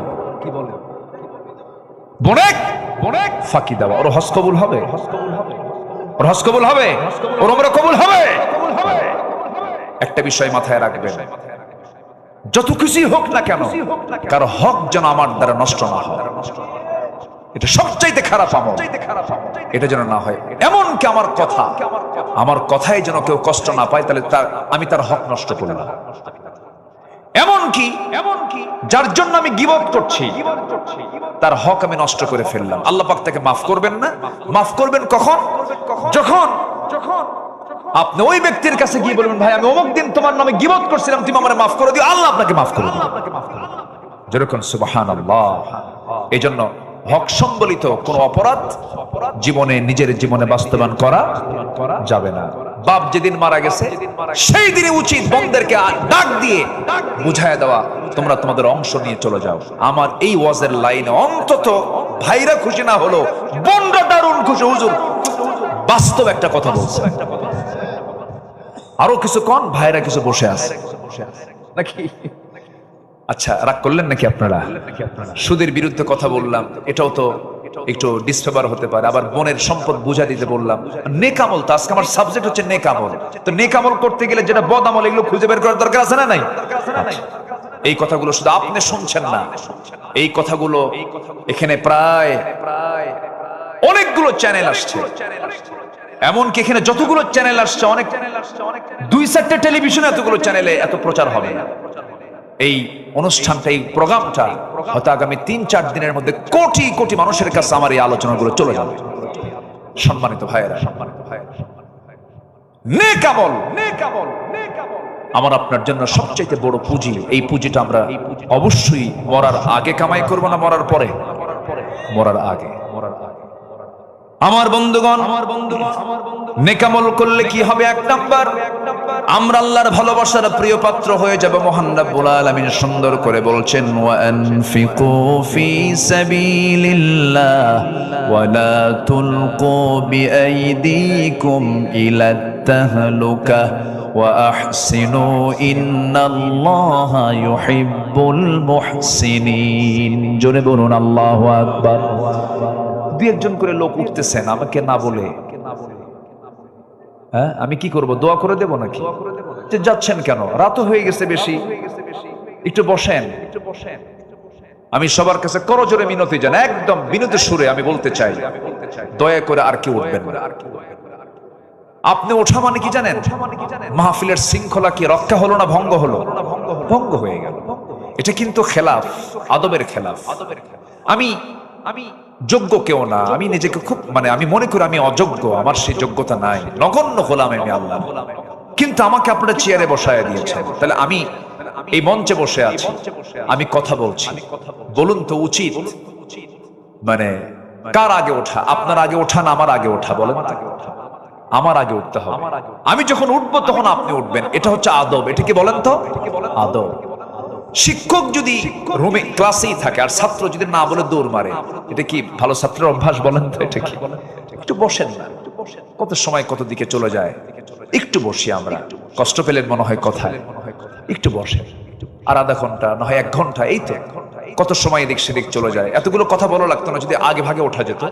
একটু রাতও হয়েছে, একটু ধৈর্য ধরেন আর একটু সময়। আমি জাস্ট শুধু আপনারা থাকলে আমি কথাগুলো বলতে পারবো, আর এই কথাগুলো কোটি কোটি মানুষ জানবে। একটু আপনার সহযোগিতা চাচ্ছি, একটু বসুন। পড়ন একদম অনেক গভীর রাত হয়ে গেছে, আপনাদের কষ্ট হচ্ছে আমি জানি, একটু আমাকে সময় দেন প্লিজ। আমি আর এই ব্যাপারে আর জোর দাবি করব না, আশা করি আমার কথাটা আপনারা শুনবেন ইনশাআল্লাহ। তাহলে আল্লাহ পাক বলছেন, তুমি যদি ভালো আমল করো আমি তোমাকে ভালোবেসে জান্নাতটা বুঝায় দেব। যেরকম সুবহানাল্লাহ। আল্লাহ যদি কাউকে ভালোবাসেন তার কি আর ভালোবাসার দরকার আছে? কারো বলেন, কারো দরকার আছে? দুনিয়ার সব ভালোবাসা আপনাকে দেয়, কিন্তু আল্লাহ আপনাকে ভালোবাসেন না, আপনি মাহরুম, আপনি পরাজিত। আমার বন্ধুগণ, নাম্বার 1 চলে গেল। নাম্বার 2 হলো নেক আমল করলে পরে অফুরন্ত নিয়ামতে পরিপূর্ণ জান্নাত আল্লাহ পাক আমাকে আপনাকে দিবেন। ওয়াবাশশিরিল্লাযীনা আমানু ওয়া আমিলুস সালিহাতি আন্না লাহুম জান্নাতিন তাজরি মিন তাহতিহাল আনহার। জোরে বলুন আল্লাহু আকবার। আল্লাহ রাব্বুল আলামিন যেখানে জান্নাতের বর্ণনা করেছেন সেখানেই জান্নাতের নহরের কথা বলেছেন। জান্নাতের মধ্যে 4টা ঝর্ণা থাকবে। কয়টা ঝর্ণা বলেন? 4টা ঝর্ণা। মধুর ঝর্ণা, মধুর ঝর্ণা থাকবে, দুধের ঝর্ণা থাকবে, শরাবের ঝর্ণা থাকবে, পানির ঝর্ণা থাকবে। কিন্তু দুনিয়ার পানি পান করলে পরে মানুষ মরে যায়। দুনিয়ার পানি, দুনিয়ার শরাব, দুনিয়ার মধু, দুনিয়ার দুধ পান করলে পরে মানুষ দিনে দিনে বুড়ো হয়ে যায়। কিন্তু জান্নাতের যদি মধু, জান্নাতের যদি পানি, জান্নাতের যদি দুধ যদি কোনো বান্দা একবার পান করে, সে কোনোদিন আর জীবনে কোনোদিন মরবেও না, বুড়াও হবে না। যেরকম সুবহানাল্লাহ। কি খাবার আল্লাহ পাক রেখে দিয়েছেন। সবাই কি খাবেন না এগুলো? পান করবেন না? নামাজ না পড়ে? বলেন বলেন, নামাজ না পড়ে? নামাজ পড়ে। হ্যাঁ, দুঃখ লাগে জানেন। আচ্ছা বলুন তো, ব্রহ্মপুরের মসজিদে, আমি ব্রহ্মপুরকে আগে ধরি, ব্রহ্মপুরের মসজিদে কোন ওয়াক্তে সবচেয়ে মুসল্লি কম পাওয়া যায়? বলেন, আপনারা বলেন একটু। ফজরে। থামেন। ফজরে সবচেয়ে কম। বাড়িতে মানুষ বেশি থাকে, বেশিরভাগ মানুষ থাকে কোন সময় বাড়িতে? বলেন। ওই ফজরে। কি করে? মেরাজে যায়, মেরাজে যায়, ঘুমায়। দুঃখ, এটা কষ্ট। কিন্তু আমি কিন্তু খুব দিলে ধাক্কা দিলাম। আমি আর কিভাবে বুঝাবো বলেন? দিলে ধাক্কা দিলাম। 64,000 গ্রামের দিকে তাকান আপনি। পাতিলের ভাত সিদ্ধ হয়েছে কিনা, চাউল সিদ্ধ হয়েছে কিনা গোটা পাতিল চেক করতে হয় না একটা চেক করলে হয়ে যায়? একটা চিপলি পাতিলের ভাতের চিত্র বোঝা যায়। ঠিক একটা গ্রামকে চিপলেই গোটা দেশের চিত্র ভেসে ওঠে। গোটা মসজিদ, গোটা দেশের মসজিদগুলো ফজরের সময় কান্দে কান্দে, মুসল্লি নাই। কি ঠিক কিনা? মুসল্লি নাই। 5 জন বুড়া যায়। কয়জন? 5 জন বুড়া যায়। যখন বুড়া চাচাকে বলা হয়, চাচা আপনি মসজিদে আসছেন, আপনি তো বুড়া মানুষ, মাযুর না আসলে তো হতো। বাবা আমিও আসতাম না, বুড়ি নাই তো এই জন্য আসছে। বাস্তব, বাস্তব, বাস্তব। যেদিন ব্রহ্মপুর আপনার গ্রামের ফজরের মসজিদের মুসল্লি, ফজর নামাজের মুসল্লি জোহর, আসর, মাগরিব, এশার চাইতে বেশি হবে, আমি হলফ করে বলে যাচ্ছি, সেই দিন থেকে আপনার গ্রামে কোনো চুরি, জেনা, মদ, নেশা, আকাম কুকাম সব বন্ধ হয়ে যাবে। তাহলে একটা ডিউটি আমরা আজকে এখান থেকে নিয়ে যাই, সেটা হলো গ্রামে ফজরের মসজিদ আমরা মুসল্লি দিয়ে মসজিদ ভরায় ফেলব। সিদ্ধান্ত কি নেওয়া যায়? সিদ্ধান্ত কি নেওয়া যায়? আপনার গ্রাম ফজরের মসজিদে, আপনার গ্রামের মসজিদ ফজরে মুসল্লিতে ভরে যাক। সবাই কি চান? কারা কারা চান? কারা কারা চান?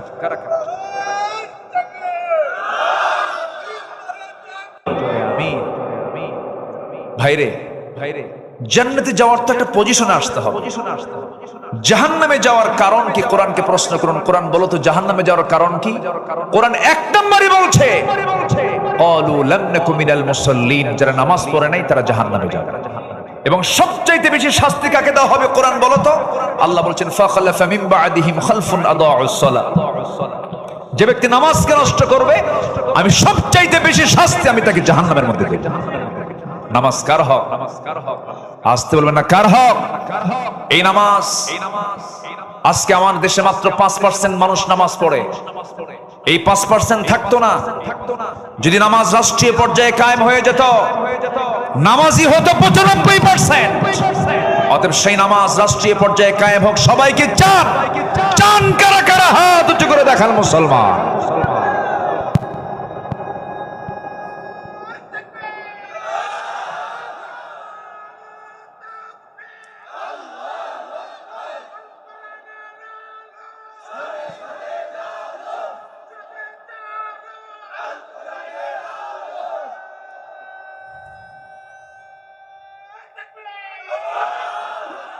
আল্লাহ কবুল করুন, জোরে বলি আমিন। নামাজ পড়তে হবে। আমরা জানি আমরা আমাদের আমল নিয়ে জান্নাত পাবো না, কিন্তু একটা লেভেল তো আছে।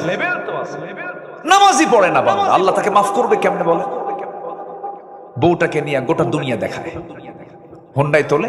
আসেন এরকম কিছু বদমাইশ আছে না? বদমাইশ আছে না? নিজের বউ এমন ভাবে সাজায়, মাথা থেকে পা পর্যন্ত, মাথার চুল লাল, ঠোঁটের লিপস্টিক দিয়া লাল, শাড়ি একখান লাল, আরো 15 হোন্ডায় তুললো। আবার ছেলের মাথার চুল কেমন জানেন? এইদিকে চুল নাই, পিছনে চুল নাই, মাথার উপরে দক্ষিণ তালপট্টির দ্বীপ। এই ডিজাইন পাইছো কোথায় বাবা? বলে যে বুঝবেন না হুজুর, এগুলো আধুনিক হালচাল। কার ডিজাইন? কে মেসি, তুমি কি নেইমার, তুমি কি কুত্তা? মাথার চুল ঠিক আছে না? হাতে একখান বালাও পরে, কানের দুলও পরে, কোমরে বেল্টের তালা, প্যান্ট এমন পরে টান মারলি খুলে পড়ে। নাভির উপরে হচ্ছে প্যান্ট পরার নিয়ম, সেই নাভির নিচে এত নিচে সীমান্ত বর্ডার, যে কোনো মুহূর্তে অ্যাক্সিডেন্ট ঘটতে পারে। এই হচ্ছে প্যান্টের দশা। আর প্যান্ট নতুন কিনে আনে হাঁটু ফাটা। কি ফাটা? হাঁটু ফাটা। আচ্ছা বলেন তো, মানে ফাটা প্যান্টের দাম বেশি না ভালো প্যান্টের দাম বেশি? ফাটা প্যান্টের দাম 8000 আর ভালো প্যান্টের দাম 800 টাকা। কি রুচি, রুচির কি পছন্দ ধরেছে আজকে? যা দিয়ে নামাজি হবে না সেই প্যান্ট পরে। রাগ করতেছেন নাকি যুবকরা? শুধু চরিত্র সুন্দর করো, চোখের পর্দা করো, চোখের পর্দা। মা বোরকা পরে আছেন আপনি, আর সারা রাত ধরে আপনি মোবাইল দেখতেছেন, পর পুরুষকে দেখতেছেন। আপনার ভূমিকা হলো মাথায় টুপি আছে কিন্তু পরনে লুঙ্গি নেই। কে রাগ করতেছেন নাকি আপনারা? বলেন তো, বোরকা আগে দরকার না চোখের পর্দা আগে দরকার? চোখ চোখ চোখ চোখ। এই দুনিয়ার সবচেয়ে এখন বড় গুনাহ কি দিয়া বলেন? গোটা দুনিয়ার মানুষ এখন কিসের দিকে তাকায় আছে? স্মার্টফোনের দিকে। গুনাহ করাচ্ছে।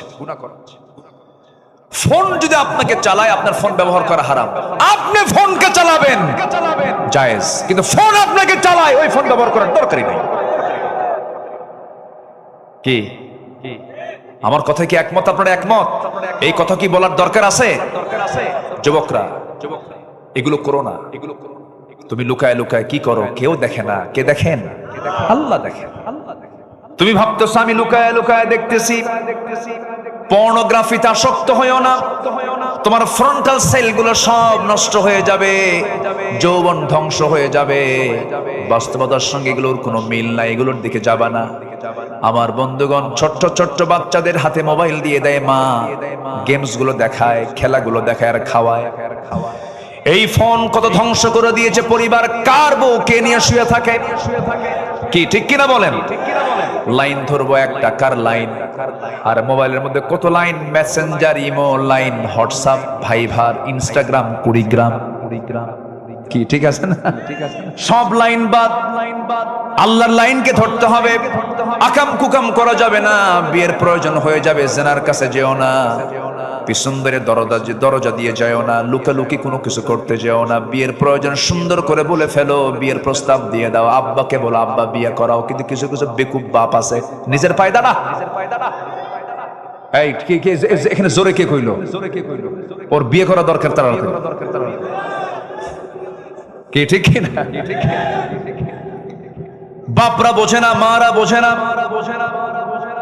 বিয়ে যে কত বড় জরুরি জিনিস। যে যুবক, যে সন্তানটা আপনার বুকটা উঁচু করে বলে, মুখ খুলে বলে বিয়ে করাও, এটা অত্যন্ত চরিত্র ভালো লক্ষণ।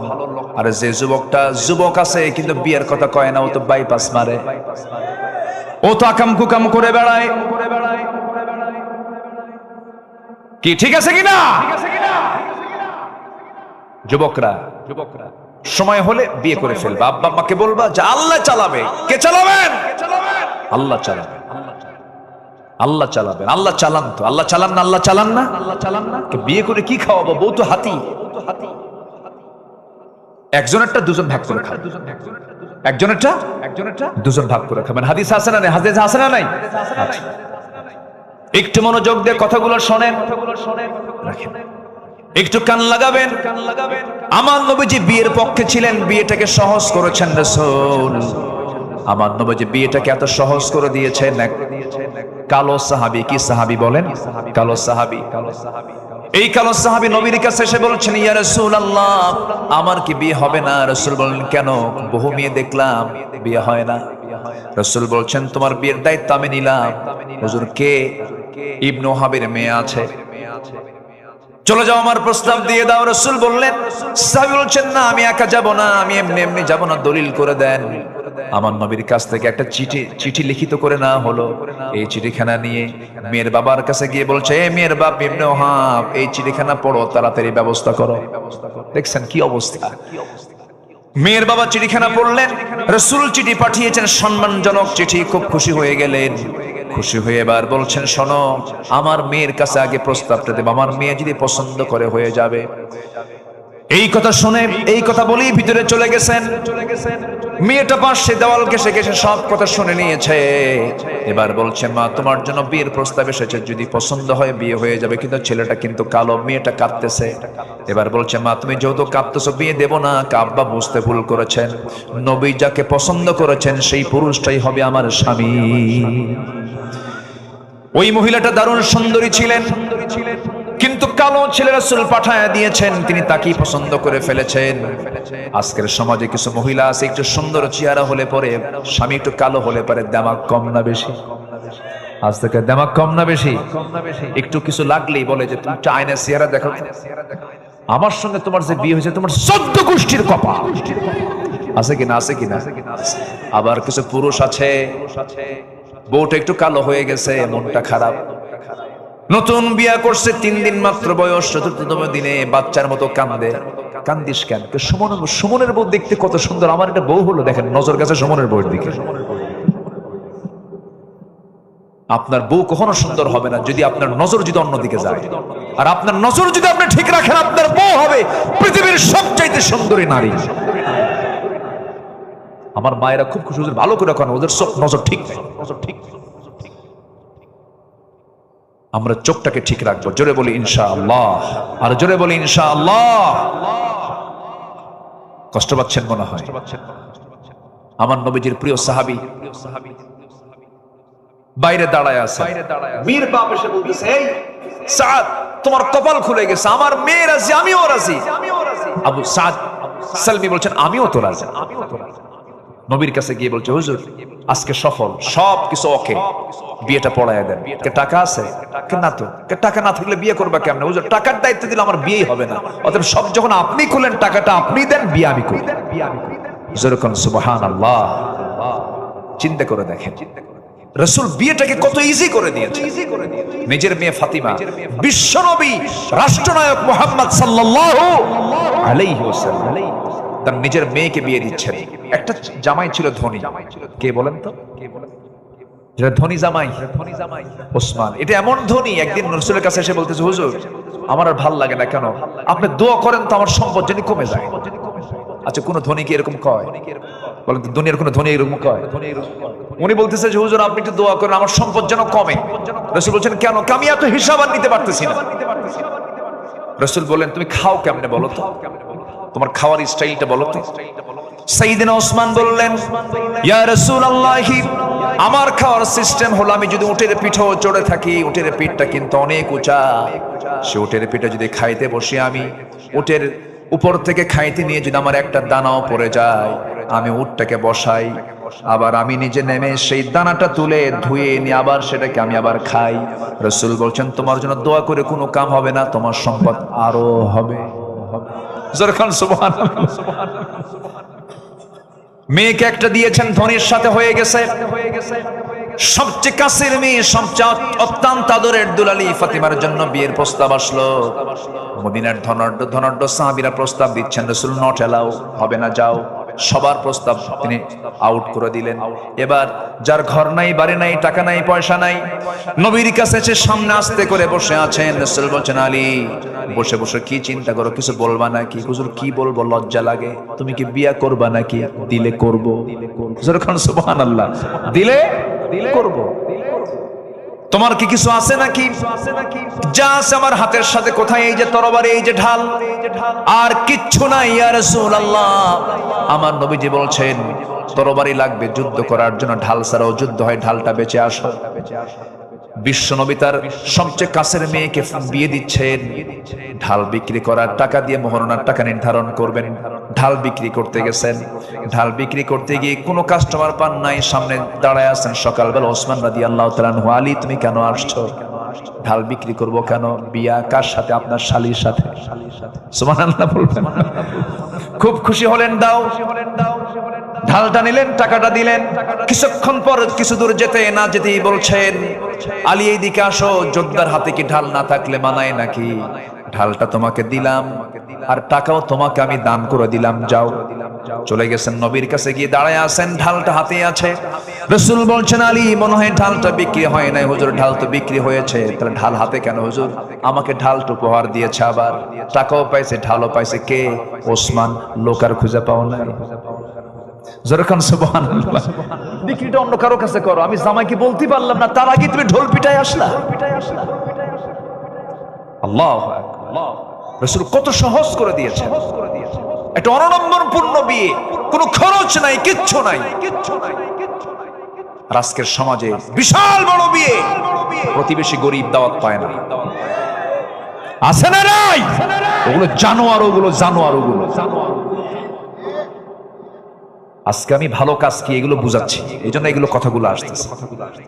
আপনি যেদিন মরে যাবেন, ওই ধনী লোক লন্ডন থেকে আসবে না, ওই গরিব প্রতিবেশী আপনার কবর খনন করার জন্য যাবে। গরিবরে দাওয়াত দেয় না, কিছু দিতে পারবে না। বিয়েতে নেবেন কেন? বিয়েতে কিসের উপর ঢোকন নেবেন? যে বিয়ের টার্গেট থাকে আমি খরচ তুলবো, ওই ওলিমা করার দরকার। ঠিক আছে কিনা বলেন?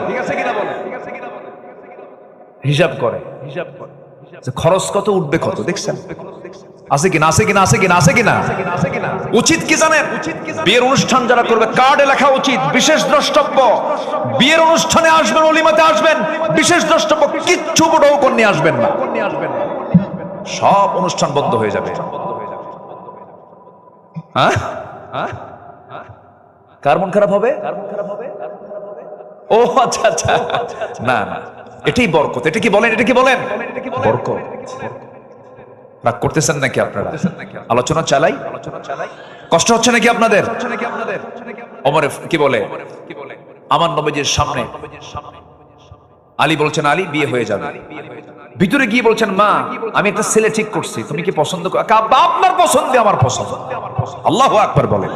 আর এখনকার মেয়ের বাপরা বলতে পারে, কাব্বা তুমি বোঝো কিছু?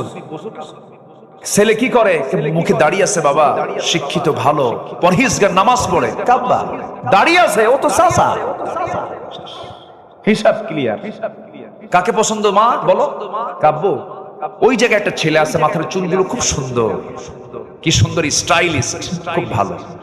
কেমন? ওই যে ওই মার্কা চুল, হাঁটু ফাটা প্যান্ট। আব্বা মাঝে মাঝে একটু বোতল খায়, বোতল আছে না নাই? ইয়াবাখোর গাঁজাখোরকে পছন্দ হয়, ঠিক কিনা? যুবকরা, চরিত্র সুন্দর করো, ভালো বউ পাবা। আর চরিত্র কুত্তার মতো করবা, জানোয়ার একটা আসবে তোমার কাছে। রাগ করতেছো? এগুলি দরকার কথা, এগুলি প্রয়োজন। জীবনটাকে সুন্দর করে সাজাবো, জোরে বলি ইনশাআল্লাহ। নবীজি মেয়েকে বিয়ে দিলেন, বিয়ে দিয়ে বলছেন, মা স্বামীর ঘরে যাচ্ছ, মৃত্যুর দিন পর্যন্ত একটা নালিশ যেন আমার কানে না আসে, যাও। আর এখনকার মেয়ের বাপরা কি করে? তুই যা, কিছু হলে খেলে ফোন দিবি, খাইয়া ফালাবো। আছে না এরকম? আছে না এরকম বাপ? আছে না? শান্তি হবে? শান্তি হবে? হবে না। স্বামীর দোষ ধরা জায়েজ নাই, আবার বইয়ের দোষ ধরাও জায়েজ নাই। দুজনের দোষ দুজন ধরবে, কিন্তু কাউকে বলা যাবে না, কাউকে বলা যাবে না। এরকম বেকুব কিছু আছে না পুরুষ, বেকুব কিছু মহিলাও আছে না নাই? বলেন, ঢোল পিটে বেড়ায়। এগুলো করবেন না। নিজেদের সমস্যা নিজেরা সমাধান করবেন। আপনি এবং স্ত্রী, আপনার দুজন একটা পৃথিবী, একটা পৃথিবী সুন্দর করে মিলায় আনিবেন। আলহামদুলিল্লাহ বলেন। ওমর ফাতিমা রাদিয়াল্লাহু নামাজ পড়ছেন একদিন নবীর সামনে বসে বসে। রাসূল বলছেন, ফাতিমা বসে বসে নামাজ পড়ো কেন, কম বয়সী? কাব্বা, আপনি না বলেছেন স্বামীর বিরুদ্ধে কোনো নালিশ দেওয়া যাবে না? আমার জামাটার পিছনে ছেঁড়া তালিযুক্ত, আপনি যদি দেখেন আপনার মন খারাপ হতে পারে। এই জন্য বসে বসে তালি দেখাবো না, এই জন্য বসে বসে নামাজ পড়তেছি। আল্লাহ তুমি আমার এলাকার মাদেরকে কবুল করো, জোরে বলি আল্লাহুম্মা আমিন। আমার মা বোনদেরকে দাদির মতো বানায় দাও। আমার দাদিরা ভালোই ছিল, আমার দাদিরা ভালো ছিল না? আমার দাদিরা ঘুম থেকে উঠতো ফজরে, আর এখন ভাবিরা ওঠে ঘুম থেকে 11টার দিকে। সব উল্টা পাল্টা, সারা রাত ধরে ওই যে কি দেখে। আমার বন্ধুগণ, ওই সাহাবী নবীর কাছে আসলেন। রাসূল বলছেন, সাদ চিন্তা করো না, তোমার বিয়ের ব্যবস্থা হয়ে যাচ্ছে, তোমার বিয়ের সব ফয়সালা করে দিচ্ছি আমি। 200, 200, 400 দিরহাম দুজন সাহাবীর কাছ থেকে নিয়ে বলেন, বাজার করে আসো। বাজার করতে গেছেন, বাজার করা শুরু করেছেন, এমন সময় তার কানে সংবাদ আসলো, সাদ তুমি বিয়ের বাজার করতে আসছে, তুমি কি জানো যুদ্ধের ডাক কিন্তু আসছে। সঙ্গে সঙ্গে সাদ করলেন কি, বিয়ের বাজার বন্ধ করে তিনি যুদ্ধের বাজার করলেন, ঘোড়া কিনলেন, তরবারি কিনলেন, যুদ্ধে চলে গেলেন, শাহাদত বরণ করলেন। বিয়ার হলো না। নবীর কানে সংবাদ আসলো, হুজুর সাদ তো দুনিয়াতে নাই। কোন সাদ? যে সাদের বিয়ের কথা গতকালকে ছিল। আমার নবীজি দৌড় মেরে চলে এসে তার লাশটা দেখলেন। মস্তকটা সিটকে পড়ে আছে, চুলগুলো লম্বা লম্বা, রক্তাক্ত চেহারা হয়ে আছে। রাসূল তার দিকে তাকায়, একবার হাসেন একবার কাঁদেন। সাহাবীরা বলছেন, হুজুর আপনি এমন করছেন কেন? রাসূল বলছেন, আমি সাদের ব্যাপারে আমি এই জন্য কান্দি। আমি সাদের সব আয়োজন সম্পূর্ণ করলাম, কিন্তু সাদ তো বিয়ে করতে পারলো না, এই জন্য কান্দি। আর সাদের দিকে আমি তাকাই, এই জন্য হাসতেছি। আমি আমার নিজের চোখে দেখতে পেতেছি জান্নাতের হুররা তাকে টানাটানি করে জান্নাতের দিকে নিয়ে চলে যেতেছে। জোরে কান সুবহানাল্লাহ, আরো জোরে বলেন সুবহানাল্লাহ। আমার ভাইয়েরা, কথার তো কোনো থা নাই, বহুদিকে কথা চলে যায়। সবচাইতে বড় বিষয় হলো আমার জীবন থেকে হারাম কাজগুলোকে আমরা মাইনাস করব, হালাল কাজগুলোকে ইনক্লুড করব, হারাম কাজগুলোকে মাইনাস করে ফেলবো। ভালোবাসবেন কে? আসতে ভালোবাসবেন কে? আমরা কি জিনার পক্ষে না বিয়ের পক্ষে? সুদের পক্ষে না জাকাতের পক্ষে? বলেন বলেন বলেন, কিসের পক্ষে? জাকাতের পক্ষে। বেনামাজ না নামাজ? বেনামাজ না নামাজ? সুদ না জাকাত? ভালো কাজের দিকে আমরা নিজেকে প্রস্তুত করে ফেলবো। আল্লাহ সৎকর্মের ফলাফল হলো 10টা, 2টা চলে গেল। সৎকর্মের মাধ্যমে গুনাহ মাফ হয়ে যায়। গুনাহ কি হয়ে যায়? মাফ হয়ে যায়। নাম্বার 4 হলো আল্লাহর তরফ থেকে পবিত্র জীবনের সুসংবাদ হয়। পবিত্র জীবন কাকে বলে? পবিত্র জীবন তো তার যে জীবনকে আল্লাহ রাব্বুল আলামিন জান্নাতের জন্য প্রস্তুত করেছেন। জোরে কোন সুবহানাল্লাহ। মান আমিলা সালিহাম মিন যাকারিন আও উনসা ওয়া হুয়া মুমিনুন ফালানুহয়িয়ান্নাহু হায়াতান তাইয়্যিবাহ। জোরে বলুন আল্লাহু আকবার। নাম্বার 5 হলো মহান আল্লাহর রহমত প্রাপ্তির সুসংবাদ। নেক আমল করলে পরে আল্লাহ পাক রহমত দিয়ে ধন্য করবেন। আমরা কি হিসাব দিয়ে জান্নাত পাবো নাকি? হিসাব দিয়ে জান্নাত পাবো? রহমত দরকার কার? কার রহমত দরকার? আল্লাহর রহমত দরকার। একটা ছোট্ট ইতিহাস মনে পড়ে গেল। আমার নবী ইতিহাসটা সাহাবায়ে কেরামের সামনে একদিন বলছিলেন। সাহাবীদেরকে বলেন, ও সাহাবীরা বলবো নাকি? হুজুর বলেন। রাসূল বলছেন, বনি ইসরাইল যুগে 3 যুবক তারা কোন এক সফরে বের হলো। হঠাৎ করে তাদের সামনে বিশাল বড় ঝড় শুরু হয়ে গেল। সেই ঝড়ের কবলে পড়ে গেছেন এই 3 যুবক। পাহাড়ি এক গর্তের মধ্যে গিয়ে তারা আশ্রয় নিল। পাহাড়ি ঢলটা এত তীব্র থেকে তীব্রতর হলো যে উপর থেকে একটা বড় পাথর এসে ওই গুহার মুখে আটকে গেল। গুহার মুখে আটকার সঙ্গে সঙ্গে পাথরটা এত বড়, নড়ার কোনো কায়দা নাই, মরা ছাড়া কোনো উপায় নাই। ওই সময় 3 যুবক আল্লাহর দরবারে 3 দিক হয়ে রোনাজারি করতে করতে বেকারার হয়ে যাচ্ছেন। রাসূল বললেন, এক যুবক দোয়া করে, আল্লাহ, আমার কাছে একজন লেবার কাজ করতে এসেছিল সকাল থেকে সন্ধ্যা পর্যন্ত, কিন্তু আমি তাকে তার পেমেন্টটা দিতে পারি নাই। বহুদিন পরে সে আমার কাছে আসলো, আমি তার টাকাটা আমি ফেলে রাখি নাই, তার টাকা দিয়ে একটা ছাগল কিনেছি। ছাগল পাল হয়ে গেছে, অনেকদিন পর আসার পর আমি তাকে টাকা না দিয়ে আমি তাকে ছাগল পালটাই দিয়ে দিয়েছি। আমানত রক্ষা করেছে। আল্লাহ, এই ওসিলায় তুমি আমাকে এই বিপদ থেকে বাঁচাও। ওই পাহাড়ের গুহার মুখ থেকে পাথর কিছুটা সরে গেল। জোরে বলেন সুবহানাল্লাহ। আরেক যুবক দোয়া করে, আল্লাহ, চাচাতো বোনের ঘরে ঢুকেছি, আমি জিনা করব।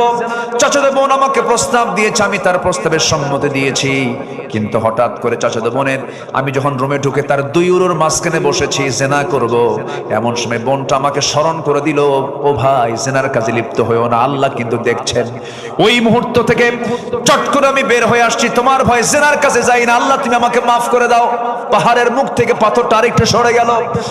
আরেকজন যুবক দোয়া করছে, আল্লাহ, কোন জীবনে তেমন ভালো কাজ করতে পারে নাই, তবে এক রাতে বাড়িতে আসলাম, গভীর রাতে বউটা আমার জন্য গরম 1 গ্লাস দুধ দিল। সেই দুধের জন্য আমার মেয়েটাও পাগল হয়ে গেল, সে খাবে। আমি খেলাম না, আমার মেয়েকেও খাইতে দিলাম না। ওই দুধটা দেখি আমার মার কথা মনে হয়ে গেছে। মার ঘরে গিয়ে দেখি মাটা ঘুম, মাকে ডাকলাম না। শেষ রাত্রে মা যখন জেগে গেছে, দুধটা গরম করে বললাম, মা, তোমার জন্য দুধ এনেছি, তুমি দুধ খাও। আমি না খেয়ে আমার সন্তানকে না খাওয়ায়া আমি আমার মাকে খাওয়ায়া দিয়েছি, মাকে প্রাধান্য দিয়েছি। আল্লাহ, এই বিপদ থেকে আল্লাহ তুমি আমাদেরকে বাঁচাও। এই 3 যুবকের এই প্রার্থনা আল্লাহ রাব্বুল আলামিন মঞ্জুর করে নিয়া সেই পাহাড়ের মুখ থেকে পাথরটা সরায়া দিয়ে এই মৃত্যুর হাত থেকে তাদেরকে রেহাই দিয়ে দিলেন। জোরে বলেন সুবহানাল্লাহ। কয়টা শিক্ষা বলেন? 3টা নেক আমল, একটা হচ্ছে আমানত, একটা কি বলেন? আমানত। নাম্বার 2 হলো পিতামাতার খেদমত। বাপ বড় না মা বড়? হ্যাঁ, কার দাম বেশি? বাপের দাম বেশি না মায়ের দাম বেশি? ভালো করে কোন। বাপ মা নামাজে দাঁড়াইছে, ইমামকে আর মুসল্লিকে? ইমাম কি হবে? তাহলে বাপ ইমাম, এখানে তাহলে বাপ আগে। বিচার হবে ছেলে মেয়ের বিষয় নিয়ে, বিচার হবে বাড়িতে, বৈঠক পারিবারিক, বিচারের চেয়ারে বসবে কে? বাবা বিচারের চেয়ারে বসবে, বাবা ইমাম হবে। তাহলে কে বড়? হ্যাঁ, এখন বাপ হয়ে গেছে আবার। বলেন কে বড়? বাপ বড়। বুঝতে ভুল, আমরা বাপ না, আমরা বাপ তো আমাদের পক্ষে কথা বলবো না কেন আমরা? বলেন কে বড়? কে বড়? না, বাপ বড়। আবার কয় মা? বাবা বড় তো, বাবার মর্যাদা বেশি, মায়ের হকটা বেশি, মায়ের হক বেশি। মায়ের কি বেশি বলেন? হক। মর্যাদার দিক থেকে কে? বাবা বড়। মা যদি বলে তোর বউকে তুই তালাক দে, তোর বউ চলবে না, এটা ভালো না, মায়ের কথাকে আইন মনে করা যাবে না। কিন্তু বাবা যদি সচেতন, কোনো বাবা যদি বলে তোর এই বউ দিয়ে কাজ হবে না, সত্য চিন্তা করে যদি বলে, সন্তান যদি বাবার কথা শোনে, গুনাহ হবে না। কারণ তিনি আইন, তিনি বিচারপতি। কি কথা কি বুঝতেছেন? এরকম ঘটনা আছে না নাই? ইব্রাহিম আলাইহিস সালাতু ওয়াস সালাম তার ছেলেকে দেখতে গেছেন, ছেলে নাই। ছেলে বউকে বলেন, কেমন আছো? ভালো নাই, শুকরিয়া নাই, আদায় নাই, আল্লাহ শুকর নাই। সাইয়েদনা ইব্রাহিম আলাইহিস সালাম বললেন, তোমার স্বামী যখন আসবে ঘরে, বলে দেবে আসামাত্রই যেন ঘরের চৌকাটটা পাল্টায় নেয়। মহিলা ভাবছে মনে হয় ঘরের কোন দরজার চৌকাট। কথা বোঝেন নাই?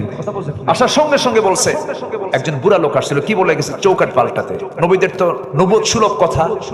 ছেলে তো বাবার কথা বুঝতে পারছে, আব্বা আসছে, বললেন, শোনো আমার স্ত্রী, আমার বাবা হচ্ছে আইন, আমার বাবা তোমার ইন্টারভিউ নিয়েছেন, তুমি ফেল করেছো, তুমি চলে যাও, আমি তোমাকে তালাক দিতে বাধ্য হলাম। তাহলে এখন বলেন, বিচারপতি মা না বাবা? কার দাম বেশি? আমরা। আলহামদুলিল্লাহ দাম বেশি, জি। মায়ের হকটা বেশি, আবার মায়ের আবার মন খারাপ করবে, আবার মায়েদের কষ্ট আছে না নাই বলেন তো? আছে, কোন অংশই কম না। আচ্ছা, বউ বড় না মা বড়? ভালো করে কেন, বউ বড় না মা বড়? মাহফিলে মা বড়, বাড়িতে বউ বড়। তাই তো, বাড়িতে তো মা বড় না, বাড়িতে বউ বড়। বইয়ের কথায় হুমকি ধামকি দেওয়া, সন্তান মাকে হুমকি ধামকি দেয়, আছে না নাই? এগুলো করা যাবে না, এগুলো বদামল। জাহান্নাম যেতে হবে। কোথায় যেতে হবে? জাহান্নাম।